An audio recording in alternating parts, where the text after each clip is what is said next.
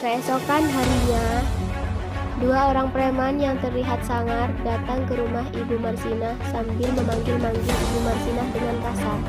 Mereka terlihat seperti marah. Marsinah, keluar kamu! Cepat keluar kamu, Marsinah! Siapa kakak? Kami preman utusan Bu Ajeng. Ada apa ini? Kenapa kalian juga datang masalah? Kamu harus secepatnya melunasi hutangmu. Hutangku sama siapa? Kamu lupa? Kamu harus secepatnya membayar hutang ke Bu Ajeng. Baiklah, saya usahakan akan terbayar secepatnya. Putri Cindy dan Putri Dinda sedang dalam perjalanan menuju rumah Ibu Ajeng, produsen roti yang mereka jual. Tidak lupa, mereka juga membawa uang hasil penjualan roti dari 2 hari yang lalu. Hasilnya tidak banyak. Ibu Ajeng pasti merasa tidak puas. Assalamualaikum. Waalaikumsalam. Kalian siapa ya? Kesini mau apa? Saya Cindy dan ini adik saya Dinda. Saya kesini mau ngambil roti yang biasanya ibu buat untuk kami jual keliling. Oh, kalian sudah biasa jualan roti saya. Kenapa saya baru melihat kalian? Oh maaf Bu, kami ini anak-anaknya Ibu Marsinah yang biasanya jualan roti ibu. Kenapa tidak Marsinah sendiri yang harus datang ke sini? Seharusnya dia yang harus mengasih hutang saya. Ibu Marsinah hanya menitipkan ini Bu. Itu hasil penjualan selama 2 hari ini. Kenapa hasilnya tidak memuaskan? Selalu saja hasil penjualannya selalu kurang. Bilang ke ibu kalian, suruh lunasin hutangnya. Kalian mengerti? Baik Bu, terima kasih.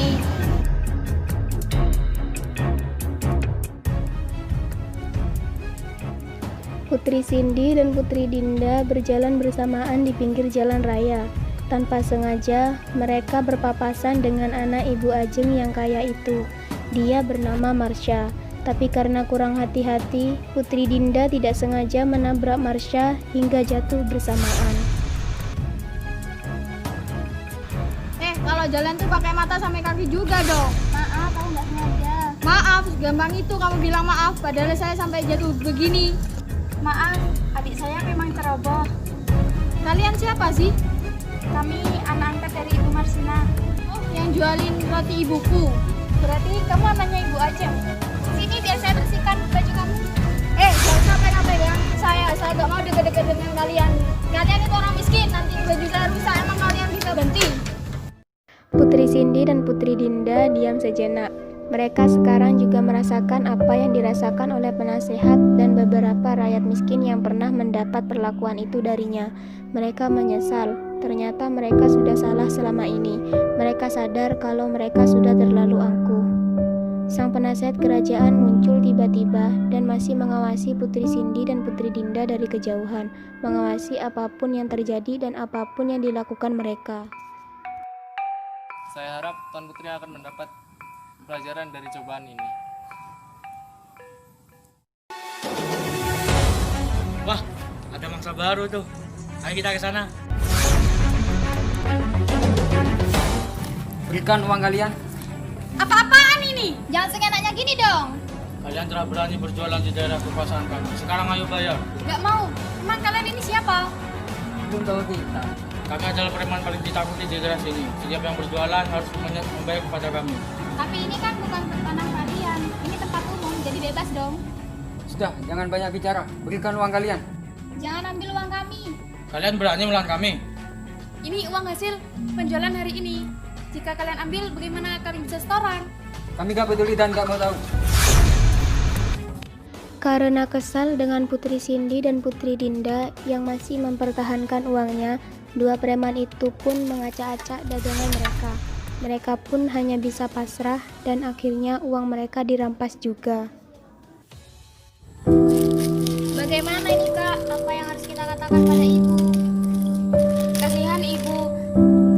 Dia tidak pernah sama sekali mencicipi hasil jualan roti hari ini. Ayo kita pulang.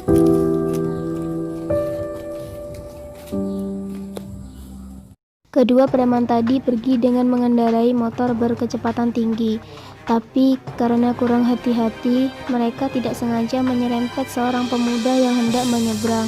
Pemuda itu ternyata Marco. Akhirnya ketiganya jatuh terkapar di tengah jalan.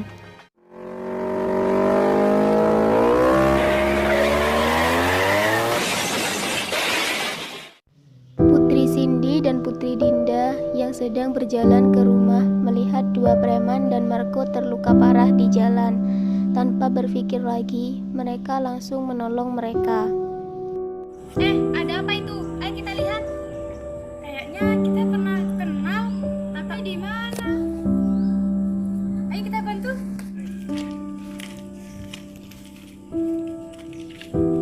Kalian tidak apa-apa kan? Kalian kenapa masih mau menolong kami? Kami baru saja merampas uangmu. Saya juga pernah menjahili kalian, tapi kalian gak marah. Sudah kami maafkan. Semua orang punya kesalahan. Kami juga gak pernah dendam sama kalian. Terima kasih sudah memaafkan kami. Ini uang kalian. Saya kembalikan. Saya juga minta maaf soal kemarin. Ya, kami sudah maafin. Akhirnya, kedua preman itu mengembalikan uang yang telah dirampasnya secara paksa tadi. Mereka juga berjanji akan mengganti semua barang dagangan yang telah dirusak. Sedangkan Marco, dia berniat untuk berlangganan roti setiap hari. Penasehat kerajaan muncul lagi. Dia masih mengawasi Putri Cindy dan Putri Dinda. Kalian hebat Tuan Putri. Kalian telah melakukan 2 kebaikan secara tulus dan ikhlas. Tinggal satu lagi kebaikan yang harus kalian lakukan. Keesokan harinya, Putri Cindy dan Putri Dinda semakin bersemangat. Mereka mulai menyesuaikan diri tinggal di bumi. Mereka mulai menyadari sifat sombong dan angkuh mereka selama ini. Mereka benar-benar mendapat berbagai pelajaran berharga selama di bumi. Seperti biasa, Putri Cindy dan Putri Dinda pergi ke rumah Ibu Ajeng untuk mengambil roti yang akan mereka jual hari ini. Tidak disangka, di sana mereka bertemu dengan Sarah yang merupakan anak Ibu Warni. Sarah, kamu ngapain di sini?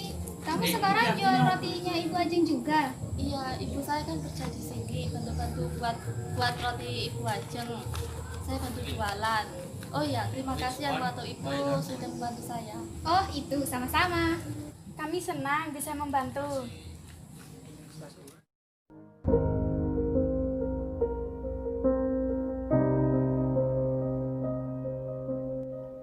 Putri Cindy, Putri Dinda, dan Sarah akhirnya berangkat berjualan bersama.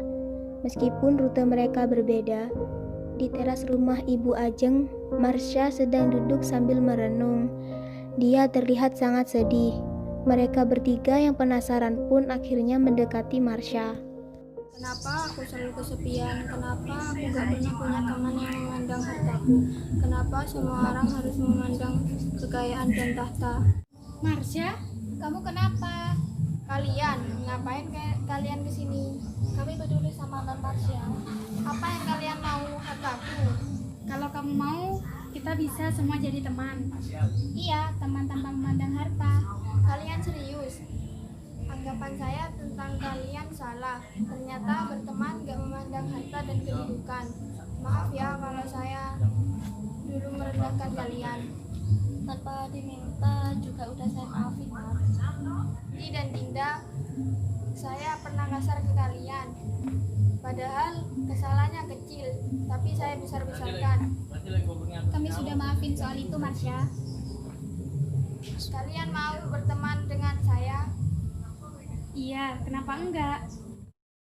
Karena ketulusan Putri Cindy dan Putri Dinda yang tanpa dendam mau berteman dengan Marsha yang sudah pernah merendahkan mereka, penasehat kerajaan kembali datang untuk menjemput Putri Cindy dan Putri Dinda.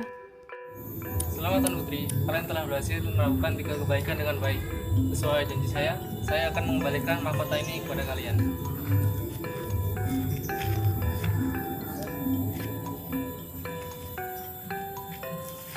Tapi, apakah kami boleh meminta beberapa permintaan?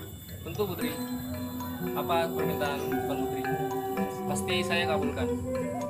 Aku ingin Ibu Marsina hidup berkecukupan di bumi ini dan dia tidak perlu bersusah payah lagi. Dan juga semua hutangnya pada Bu Ajeng harus bisa dilunasi. Itu permintaan yang mulia, Dinda. Aku mau kami semua bisa kembali sesekali ke bumi untuk bertemu teman kami, Marsha dan Sarah. Hebat Tuan Putri, kalian telah menjadi berarti mulia. Ada lagi Tuan Putri? Cukup itu saja. Aku berharap semoga setelah kami meninggalkan bumi semuanya menjadi damai. Kalau begitu, ayo kita ke Andalusia. Akhirnya, Putri Cindy dan Putri Dinda berhasil kembali lagi ke kerajaan Andalusia. Sebelumnya, mereka sudah berpamitan untuk pergi dari rumah Ibu Marsinah. Setelah ini, kehidupan Ibu Marsinah, Ibu Warni, Sarah, Bang Jali, Bang Toyib, Marco, Marsha, dan Ibu Ajeng semakin membaik. Mereka hidup damai dan rukun satu sama lain. Mulai hari itu, Putri Cindy dan Putri Dinda menjadi putri yang baik hati dan bijaksana dalam memimpin kerajaan. Andalusia kembali damai, sejahtera, dan tentram.